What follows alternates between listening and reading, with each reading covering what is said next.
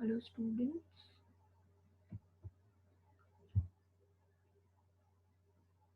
Hello students. Today we are going to discuss on the topic of building with the shear wall and seismic regions. Reinforced concrete building often have a vertical plate like a RC walls. These walls are nothing but the shear walls in addition to slab, beams and columns. These walls generally start at a foundation level and are continuous throughout the building height. Their thickness can be as low as 150 mm or as high as about 400 mm in high-rise buildings. Shear walls are usually provided along with both the length and width of the building. Shear walls are like a vertically oriented wide beams that carry earthquake load downward to the foundation. Now in this figure we can observe that this is the type of structure and shear wall will be raised on the base of foundation. Now advantages of the shear wall. Shear walls in high seismic regions require special detailing. However, in the past earthquakes, even buildings with sufficient amount of walls that were not specially detailed for seismic performance were saved from collapse. Shear walls buildings are a popular choice in the many earthquake-prone countries like New Zealand and USA.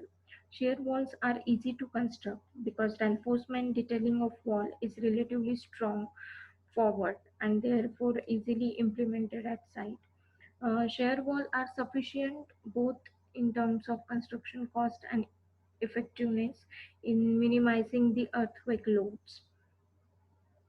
Now, the architectural aspects of the shear walls.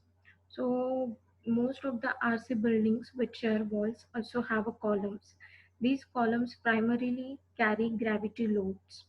Now, shear walls provide large strength and stiffness to the building in the direction of their orientation, so which significantly reduces lateral sway of the building and thereby reduces damage to the structure and its content.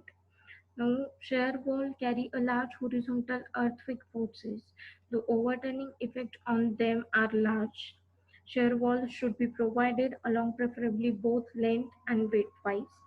If they are provided along only one direction, a proper grid of a beam and column in the vertical plane must be provided along the other direction to resist the strong earthquake effects.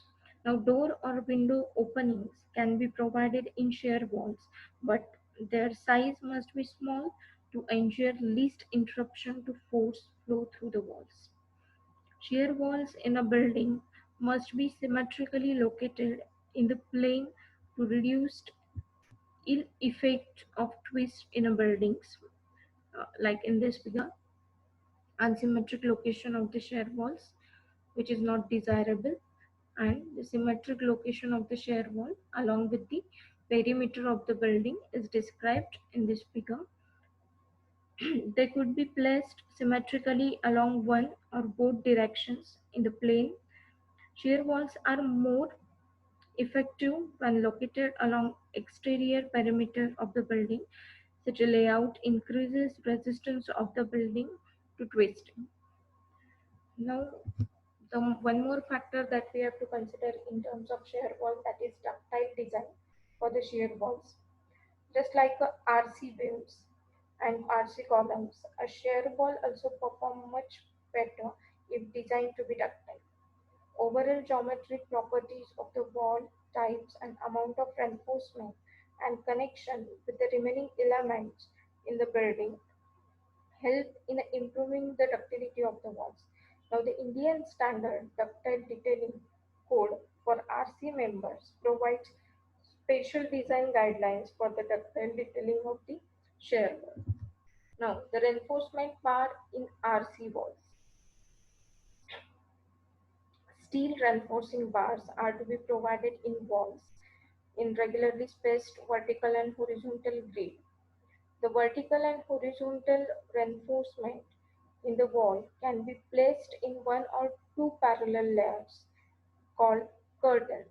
Horizontal reinforcement need to be a anchored at the end of the walls. The minimum area of reinforcing steel to be provided is 0.0025 times the cross-section area along each of the horizontal and vertical directions. The vertical reinforcement should be distributed uniformly across the wall cross-section. Now, we have to consider the boundary elements. So while we consider the boundary elements, which are under the large overturning effect caused by the horizontal earthquake forces, edge of shear walls experience high compressive and tensile stresses. To ensure that shear walls behave in a ductile way, concrete in the wall end regions must be reinforced in a special manner to sustain the loads. Now, end regions of the wall with increased confinement are called boundary elements. These special confining transverse reinforcement in boundary elements is similar to the provided in the column of RC frame. Now, sometimes the thickness of the shear wall in these boundary elements is also increased. RC walls with the boundary elements have substantially higher bending strength and horizontal shear force carrying capacity and are therefore less susceptible to earthquake damage than wall without boundary element. Now here we can observe the boundary element which are more efficient and this boundary element without increased thickness to sustain the loads of the earthquake. Thank you.